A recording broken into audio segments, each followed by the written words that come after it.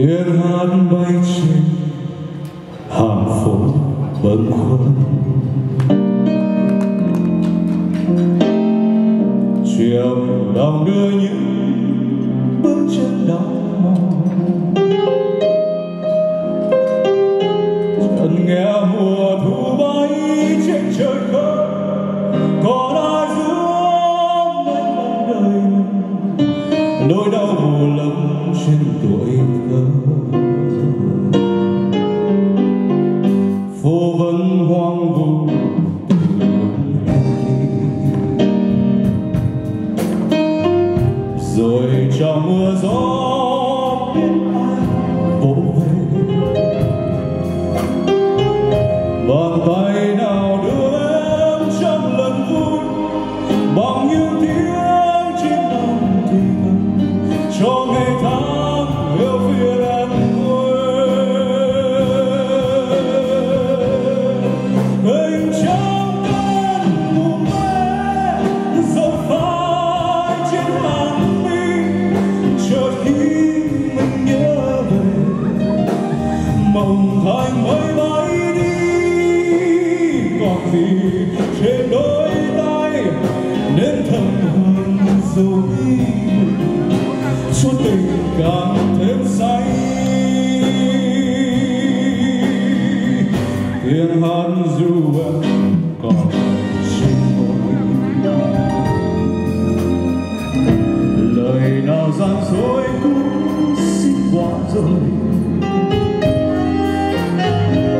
để lỡ ngày sau khi ta gặp nhau còn đôi chút yên vui ngày đầu cho mình nhớ gọi thầm tên nhau.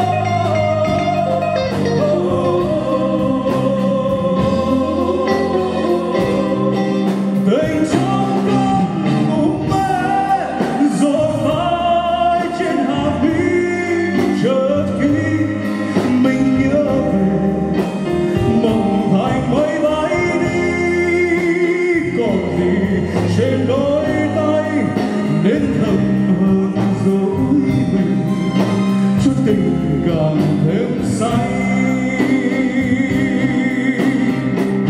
Tiếng hát ru em còn buồn trên môi, lời nào gian dối cũng xin qua rồi, để lỡ ngày sau khi ta gần nhau còn đôi chút yên vui ngày đầu cho mình nhớ gọi thầm tên nhau. Để lỡ ngày sau khi ta gần nhau còn đôi chút yên vui ngày đầu cho mình nhớ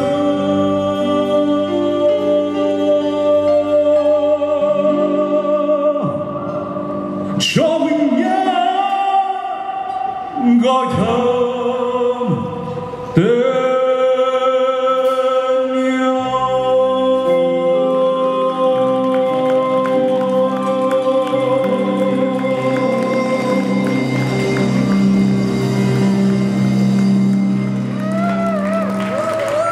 Cảm ơn quý vị rất nhiều.